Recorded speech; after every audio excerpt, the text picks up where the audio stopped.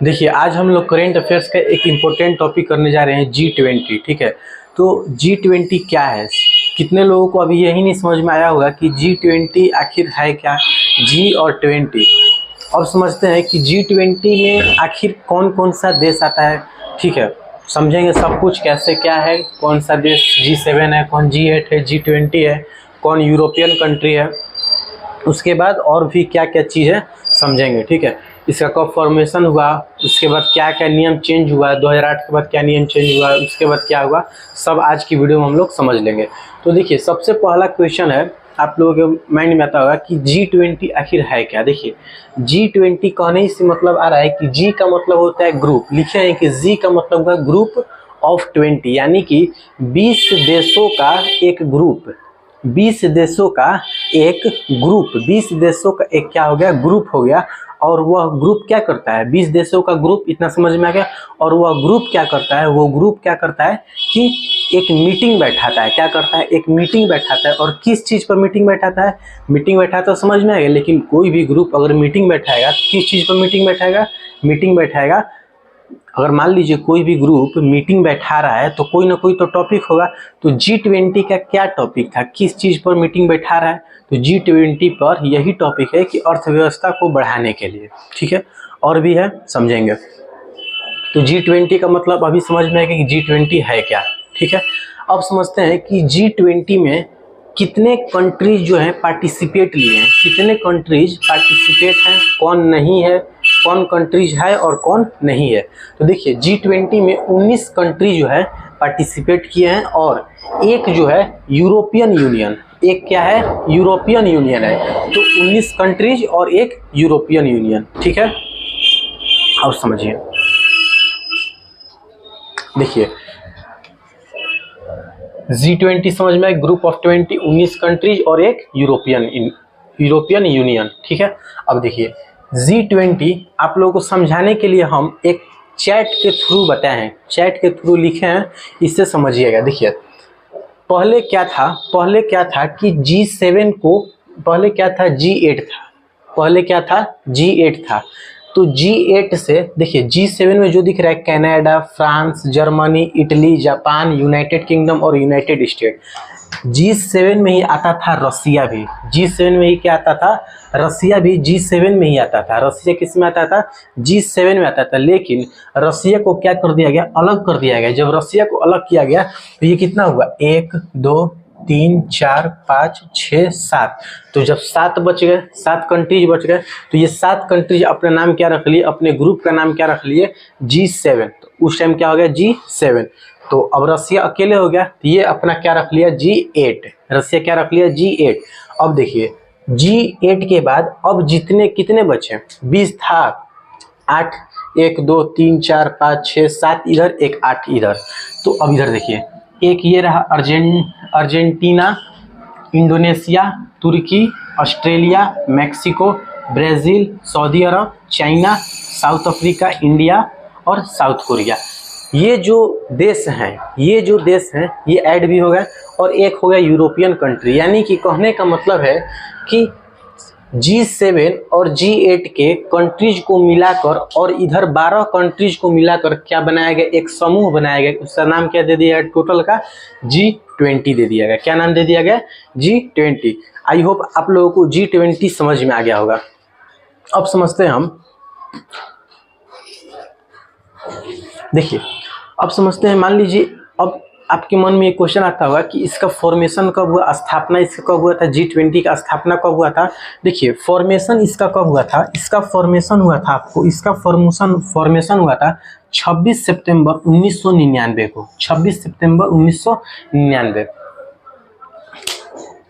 कब हुआ था, 26 सितंबर 1999 को। इसका स्थापना, G20 का स्थापना कब हुआ था, 26 सितंबर 1999। ठीक है, अब देखिए, अच्छा इसमें अब कोई भी मीटिंग होता है तो उसमें ये पूरा देश थोड़ी उखड़ के चल जाएगा, लोग थोड़ी इसके जाएंगे, देश के लोग थोड़ी जाएंगे। तो कौन मीटिंग में बैठता है भैया, तो मीटिंग में कौन बैठता है, कौन पार्टिसिपेट लेता है उस मीटिंग में, उस समूह में जो अर्थव्यवस्था को बढ़ाने की बात हो रही है, कौन उसमें पार्टिसिपेट करता है। तो देखिए, वित्त मंत्री कौन करता है, वित्त मंत्री और सेंट्रल बैंक के गवर्नर, वित्त मंत्री और सेंट्रल बैंक के गवर्नर। लेकिन ये क्या था, पहले नियम था, क्या था पहले नियम कि G20 में मतलब पहले जो समूह हो रहा था, जो पार्टिसिपेट ले रहे थे, उसमें वित्त मंत्री और सेंट्रल बैंक के गवर्नर बैठते थे। लेकिन चेंज हो गया, क्या नियम चेंज हुआ, 2008 में ये नियम लागू हो गया। 2008 में ये नियम लागू हो गया कि अब क्या होगा, इसमें इस मीटिंग में प्रेसिडेंट और पीएम भी बैठेंगे। इस मीटिंग में क्या होगा, प्रेसिडेंट और पीएम भी बैठेंगे। क्लियर इतना? देखिए अभी हम लोग क्या क्या समझे हैं, सिर्फ 2 या 3 चीज़ समझे।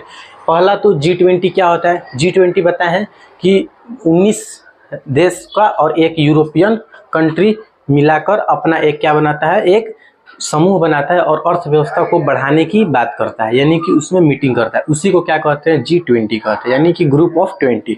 उसके बाद समझे हैं कि इसकी स्थापना कब हुई थी। इसकी स्थापना हुई थी 26 सितंबर 1999 को। पार्टिसिपेट इसमें कौन कौन किया था, इसमें पार्टिसिपेट कौन कौन किया था, तो वित्त मंत्री और सेंट्रल बैंक के गवर्नर किए थे। ठीक है, अच्छा अब समझिए चेंज कब हुआ, इसका नियम चेंज हुआ। और नियम चेंज होने के बाद 2008 में 8 के बाद प्रेसिडेंट और पीएम भी इसमें पार्टिसिपेट लेने लगे। लेकिन एक और बात इसमें कहा गया कि अब से क्या होगा, हर एक साल क्या होगा, हर एक साल ये होगा, ये मीटिंग जो है अब हर एक साल होगा, साल बाई साल होगा, हर एक साल होगा। अब देखिए G7 में आ गया Canada, France, Germany, Italy, Japan, United kingdom और यूनाइटेड स्टेट।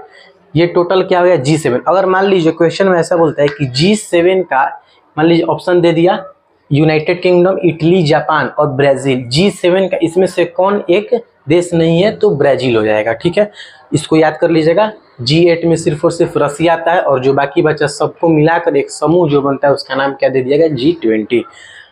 ठीक है, अब समझते हैं। अभी तक तो हम लोग समझ लिए कि G20 क्या था और इसका स्थापना कब हुआ था और उसके बारे में समझा।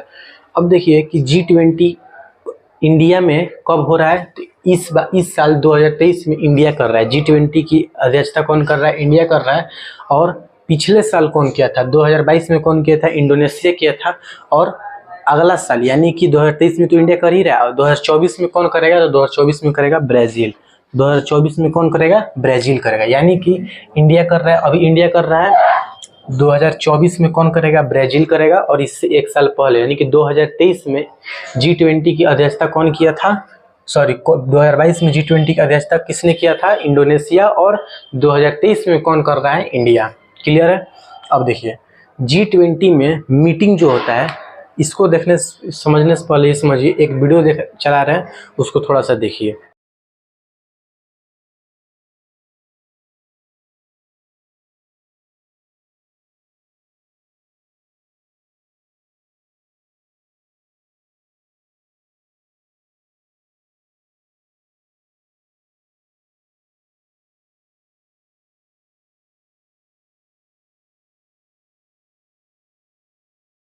ठीक है, अब समझिए। देखिए G20 में क्या क्या आता है समझिए। G20 में दुनिया का जितना भी मतलब कि 80% जीडीपी का प्रोडक्शन आता है किसमें, G20 में आता है। और ट्रेड का 70 से 75% G20 में आता है। ट्रेड का यानी कि दुनिया का 80 से 85% जो जीडीपी का प्रोडक्शन है वो किस में आता है, G20 में आता है। और ये ट्रेड का भी किस में आता है, ट्रेड का 80, 70 या 75% किस में आता है, G20 में आता है। तो ये क्लियर है। अब समझते हैं कि G20 का जब मीटिंग होगा तो मीटिंग में कौन कौन आते हैं, तो ये समझ लिए कि प्रधानमंत्री और राष्ट्रपति भी अब पार्टिसिपेट ले रहे हैं। लेकिन मीटिंग जो होता है वो विथ ट्रैक और शेरपा ट्रैक, यानी कि 2 ट्रैक से मीटिंग होता है, एक होता है विथ ट्रैक और एक होता है शेरपा ट्रैक। देखिए समझिए कि विथ ट्रैक क्या होता है। वित्त ट्रैक में कौन पार्टिसिपेट लेते हैं, वित्त मंत्री लेते हैं और सेंट्रल बैंक के गवर्नर लेते हैं। और इस मीटिंग में, वित्त ट्रैक की मीटिंग में किस चीज़ पर बात होती है, तो फाइनेंस के मुद्दे पर बात होती है। किस चीज़ की बात होती है, फाइनेंस से। यानी कि वित्त ट्रैक पर किस चीज़ पर बात होती है, फाइनेंस पर।